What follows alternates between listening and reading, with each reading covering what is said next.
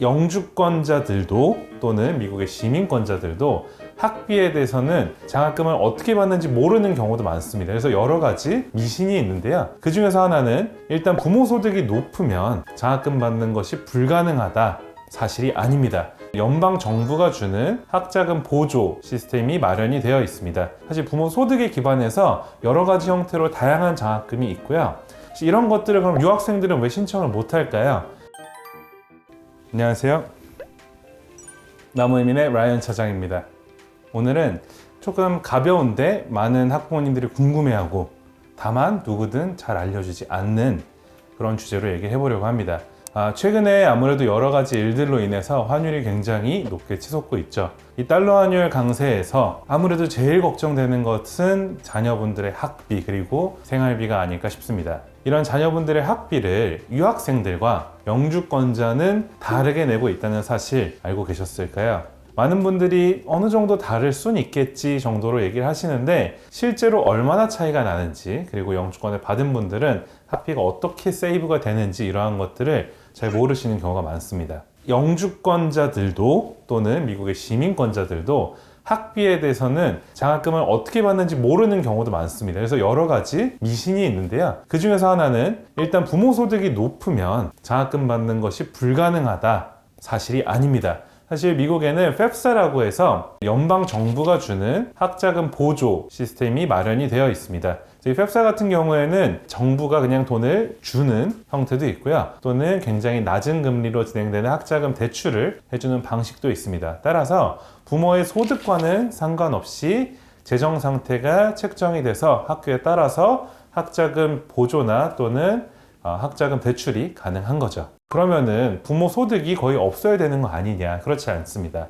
자료에 보시게 되면은 많은 아이비리그 학교들의 부모 소득에 따른 학비 무료화를 선언을 해 있는데요. 이런 것들은 미국에서는 일반적인 거라고 보시면 됩니다. 사실 대부분의 대학들은 부모 소득 또는 가족 소득을 합산해서 약 10만 불 내외, 그러니까 이제 한국으로 환산을 하면 1억 5천에서 2억 정도 부모가 연봉을 갖고 있다면 사실상 학비에 대해서는 완벽하게 무료로 제공을 해주고 있습니다. 부모 소득이 그러면 그보다 높으면 학자금 대출을 못 받느냐 또는 정부 지원금을 못 받느냐? 아닙니다. 사실 부모 소득에 기반해서 여러 가지 형태로 다양한 장학금이 있고요.